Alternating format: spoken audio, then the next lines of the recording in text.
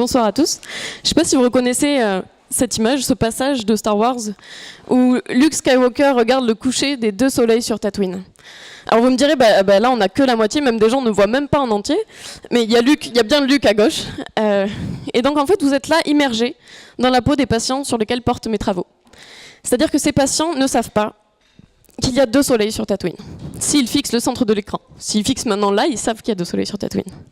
Je vais donc vous parler un peu plus de cette maladie, cette pathologie qui s'appelle l'HLH, hémianopsie latérale homonyme. Alors à part si vous voulez faire un score de dingo au Scrabble, on va pouvoir rester sur HLH entre nous. C'est un trouble neurovisuel, c'est-à-dire que l'origine provient d'une lésion cérébrale. Leurs yeux se portent en général très bien. C'est une lésion sur la partie du traitement visuel cérébral qui est en fait lésée, souvent à cause d'un AVC. Et ils se retrouvent avec un champ qu'on va appeler champ aveugle. Donc il y a un déficit, une grosse perte de vision, comme cette moitié noire, et un champ qu'on va appeler champ sain, où globalement tout se passe bien. Mais ce n'est pas tout. Les chercheurs ont trouvé un phénomène très intriguant chez ces patients qui s'appelle le blind sight. En français, ça veut dire vision aveugle. Je vais vous expliquer ça à travers une étude et des tests qu'ils ont fait donc chez un patient en particulier. Ils leur montraient dans le champ aveugle, donc ce champ noir, une barre verticale ou horizontale. Il y avait 2 tâches. Première tâche de détection. On leur demandait, pour chaque essai, si... oui, je peux me bouger. Là. Voilà. Donc ils demandaient, dans ce champ, pour chaque essai, est-ce que tu vois la barre ? À chaque fois, il demandait, et il était très nul en détection parce que c'est son champ aveugle. Si maintenant on passe à la deuxième tâche, tâche de discrimination en choix forcé. Sa tâche était maintenant de répondre si la barre était verticale ou horizontale, même s'il ne la voyait pas. Il devait absolument répondre. Et bien là, 90% de ses réponses étaient justes, alors qu'il rapporte ne rien voir. Donc les chercheurs se sont passionnés de ce phénomène, qu'ils ont appelé donc blind sight, et qui travaillent donc sur l'inconscient. Ça a passionné et ils ont découvert plein de capacités chez des patients isolés, comme attraper une balle lorsqu'on la lance dans le champ aveugle alors qu'ils ne la voient pas, ou pointer du doigt une cible alors qu'ils ne la voient pas. C'est passionnant, mais ils ont oublié un détail, la clinique. Et c'est là où j'interviens. En effet, il y a des cliniciens, donc des neuropsychologues, qui voient tous les jours ces patients HLH. Et ils n'ont pas de diagnostic du blind sight. Alors qu'en vrai, c'est une information qui, dans leur vie de tous les jours, pourrait leur servir énormément. Savoir qu'ils ont une très bonne intuition dans ce champ aveugle. Donc mon travail, pour résumer, c'est de faire le pont entre la recherche, qui a créé cette méthode et cette méthode de mesure du blind sight, m'en inspirer, et la faire adapter à la clinique, avec toutes les contraintes que cela implique, pour que les cliniciens puissent à leur tour mesurer le blind sight et à terme leur aider à leur rééducation. Je vous remercie de votre attention.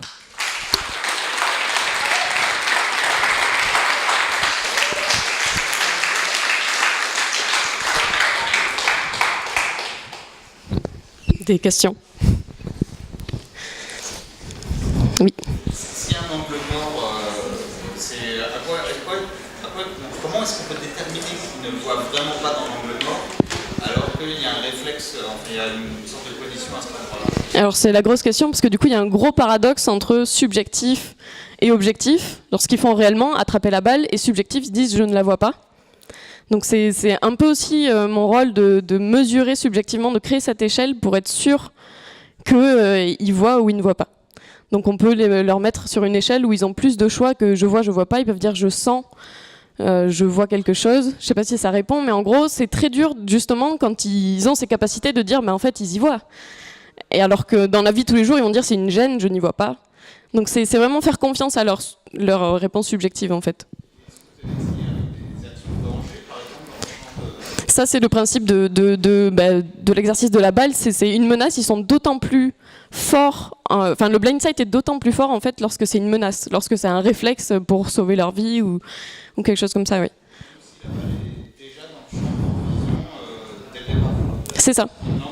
C'est ça. Ils ne l'ont pas perçu du début à la fin, mais ils ont le bon réflexe au dernier moment. Oui. Eh bien alors il se passe exactement pareil parce qu'en fait les yeux se portent très bien. Il faut savoir qu'on a une carte rétinotopique dans notre cerveau qui en fait reflète exactement ce que tu vois, donc partagée en 4 cadrans. Donc c'est un peu, je vais peut-être pas rentrer dans les détails, mais en gros ton hémisphère gauche s'occupe de tout ce que tu vois à droite. Donc si tu lèses l'hémisphère gauche, même si tu fermes ton œil gauche, tu verras une moitié noire et une moitié blanche. Parce que c'est la partie qui traite la partie droite. J'ai perdu tout le monde. c'est la partie qui traite la partie droite qui a été touchée. Donc même si tu ouvres l'œil gauche qui envoie les signaux, ça finira à un endroit qui est lésé. Donc tu auras moitié-moitié, tout le temps.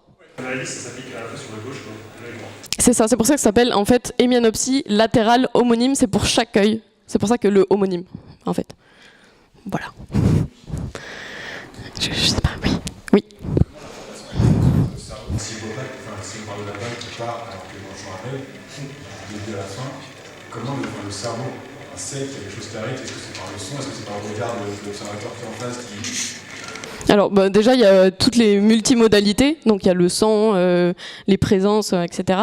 Mais en fait, le principe et sur ce quoi beaucoup de chercheurs travaillent, en fait, c'est un réseau qui utiliserait donc la voie visuelle de départ, les yeux, mais qui finirait pas dans le cortex occipital, qui est lésé, qui passerait par un autre chemin, qui arrivait par exemple directement à l'action motrice de rattraper la balle. Il y aurait des réseaux, et a priori c'est sous-cortical, donc je sais pas si ça parle à beaucoup de gens, mais donc à la place d'être cortical et d'arriver à un niveau de cortex occipital, ça va passer par d'autres chemins bilatéraux pour arriver à la réponse finale. Donc ça serait d'autres réseaux impliqués.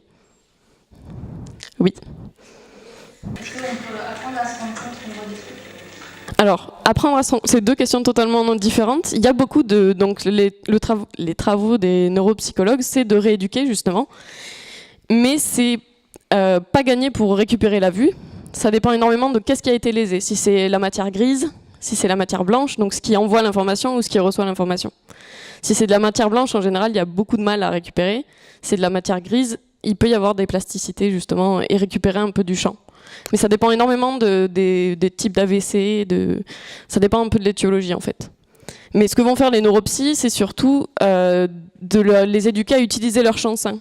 Toujours penser qu'ils peuvent mettre leur champ sain sur leur champ aveugle. Donc c'est pas du tout le blind sight. Au lieu d'utiliser ce qu'ils pourraient traiter dans le champ aveugle, c'est plutôt appliquer le champ sain. Parce que s'ils tournent la tête, ils vont voir la partie qui manquait, quoi. Voilà. Oui. Est-il possible que cette intuition en fait, dépasse la zone du champ visuel, par rapport à la manière dont ils voient de manière standard?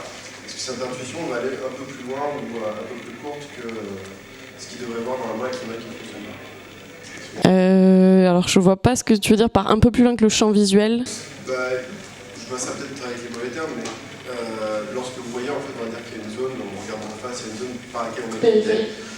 Au niveau de cette périphérie, en fait, est-ce que cette intuition-là peut aller plus loin que la périphérie ou être plus courte que la périphérie? Alors cette situation, en fait, ça s'applique aussi au sujet sain. Est-ce qu'on a ce blind sight, nous? Du coup, c'est plus la même question. Parce que ce qui est beaucoup étudié, c'est ils ont des yeux qui vont bien, mais un cerveau, donc c'est ce que voient les yeux. En fait, c'est ce que voient les yeux qui sont étudiés, j'ai envie de dire, et pas forcément ce qui est hors champ. C'est pas du tout l'étude du blind sight, donc j'ai pas la réponse. Mais c'est intéressant aussi de se demander pour nous, ce qui est complètement hors champ, est-ce qu'on a des intuitions qu'une balle arrive par derrière, ou je sais pas. C'est intéressant aussi. Oui. C'est impropre de parler d'intuition et d'inconscient, puisque c'est réflexe. Alors, ça ne passe pas par le cerveau. C'est exactement comme la marche pour un individu normal. Il n'y a pas besoin que ça passe par le cerveau. Exactement. C'est reptilien, on pourrait dire que c'est reptilien. Oui, alors il y a la partie réflexe, parce que souvent pour vulgariser, c'est très simple de parler de cette histoire de balle qui arrive, mais en fait ils ont démontré, comme je vous disais, des histoires de barres qui ne sont pas du tout des réflexes. Ils peuvent dire que la barre est verticale ou la barre est horizontale alors qu'ils ne la voient pas. Et a priori, c'est pas un réflexe de savoir quelle est l'orientation de la barre, et c'est pour ça que d'ailleurs mes tests à moi sont pas du tout orientés action-réflexe, mais bien très visuels, discriminés de deux lettres, par exemple un X d'un O. Donc on ne peut pas parler vraiment de réflexe à ce moment-là, c'est pas de l'action, mais ça se discute. Oui.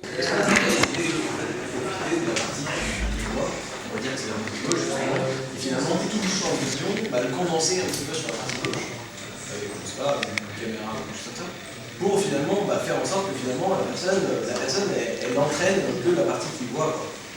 C'est-à-dire qu'elle va s'entraîner à voir à 180 degrés et finalement sur 80 degrés. Et à force, finalement... Oui. Alors ce que je disais, c'est beaucoup le travail des neuropsychologues de leur dire « pensez que vous avez un champ sain ». Et donc de les habituer à faire des saccades, ce qu'on appelle des saccades, donc les yeux vont être habitués de faire ça beaucoup plus vite, c'est-à-dire de passer, par exemple s'ils ont une HLH droite, de faire des saccades vers la droite beaucoup plus souvent qu'une personne normale, pour justement élargir leur champ sain. C'est exactement le travail de rééducation que font les neuropsychologues. Oui.